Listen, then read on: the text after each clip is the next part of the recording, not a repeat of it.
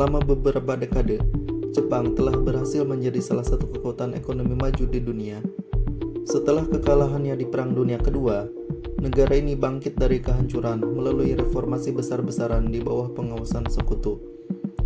Mereka mengalihkan fokus dari militerisme menjadi lebih fokus penuh ke sektor perekonomian, reformasi pendidikan, dukungan finansial dari Amerika Serikat, kebijakan industri yang ketat, serta inovasi teknologi yang masif.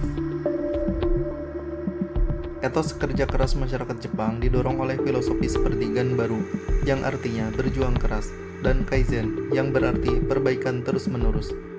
Bagi masyarakat Jepang, produktivitas dianggap sebagai ukuran utama sebuah kesuksesan. Mereka memprioritaskan pekerjaan di atas kebutuhan fisik, mental, dan emosional. Setiap individu di Jepang merasa harus terus bekerja untuk pencapaian yang maksimal.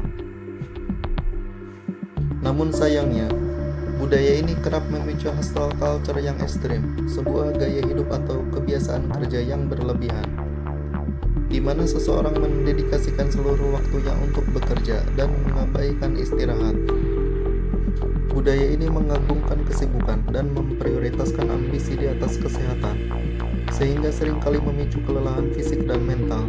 Serta yang lebih parah dari itu semua, dampak dari kerja yang terlalu keras tersebut memicu pekerja mengalami karoshi, suatu istilah atau kematian akibat kerja berlebihan.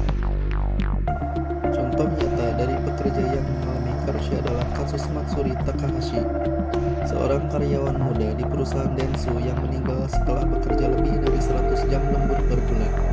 Selain itu, kasus Miwasado, seorang reporter dari NHK yang meninggal akibat gagal jantung setelah lembur 159 jam dalam sebulan.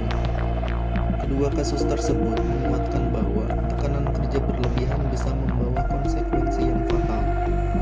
Budaya kerja di Jepang seringkali memandang jam kerja panjang sebagai bentuk loyalitas pada perusahaan, meskipun hal ini harus mengorbankan kesehatan fisik dan mental karyawan.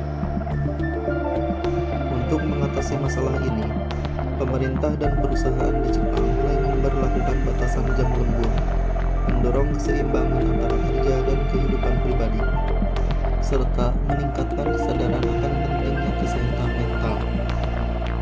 Selain dari itu, Jepang juga kini tengah dihadapi pada masalah demografi yang serius. Populasi Jepang mengalami rekor penurunan terbesar. Penduduknya berkurang lebih dari 3 juta jiwa dalam 5 tahun terakhir. Krisis demografi ini didorong oleh angka kelahiran yang anjlok ke titik terendah, hanya sekitar 671 ribu bayi per tahun, sementara jumlah kematian hampir 2 kali lipat lebih banyak. Penurunan jumlah penduduk asli Jepang ini memicu tantangan serius di berbagai sektor. Faktor yang mempengaruhi anjloknya angka kelahiran di Jepang ini disebabkan karena tingginya biaya hidup dan membesarkan anak, serta meningkatnya jumlah generasi muda di sana yang memilih menunda pernikahan, bahkan lebih memilih untuk melajang. Membangun keluarga dianggap sebagai beban finansial yang berat. Sebuah survei dari Nippon Foundation menemukan bahwa di antara 1.000 anak muda berusia 17 hingga 19 tahun, 60% wanita dan pria mengaku ingin menikah. Namun ketika ditanya apakah mereka akan benar-benar menikah, hanya 19,2% pria dan 13,7% wanita mengaku pasti akan benar-benar menikah. Memiliki anak berarti membutuhkan biaya yang sangat besar, mulai dari biaya pendidikan hingga kebutuhan sehari-hari yang terus meningkat. Hal ini diperberat oleh jam kerja panjang dan budaya perusahaan yang menuntut. Banyak anak muda khawatir bahwa dengan memiliki anak akan mengganggu stabilitas finansial serta menghalangi jenjang karir mereka. Untuk mengatasi hal tersebut, pemerintah Jepang mengucurkan dana triliunan melalui berbagai kebijakan pro-keluarga.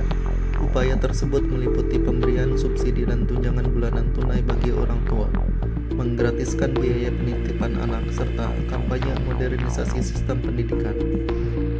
Untuk tunjangan dan subsidi langsung, pemerintah memberikan bantuan finansial berkisar antara 10.000 hingga 15.000 yen per bulan, atau sekitar 1 juta hingga 1,5 juta untuk setiap anak, mulai dari bayi baru lahir hingga lulus SMA. Pemerintah juga memberikan bantuan untuk biaya persalinan hingga ribuan dolar. Ditambah bonus intensif dari perusahaan swasta untuk karyawan yang memiliki bayi. Krisis demografi Jepang jika tidak segera ditangani, negara ini diproyeksikan akan kehilangan hingga 39 juta penduduknya, membuat populasi menyusut dari 126 juta jiwa pada tahun 2020 menjadi hanya sekitar 87 juta jiwa pada tahun 2070 mendatang. Kondisi ini memicu kepunahan massal di desa-desa, kelumpuhan ekonomi akibat kekurangan angkatan kerja, dan runtuhnya sistem jaminan sosial untuk merawat populasi lansia yang membengkak.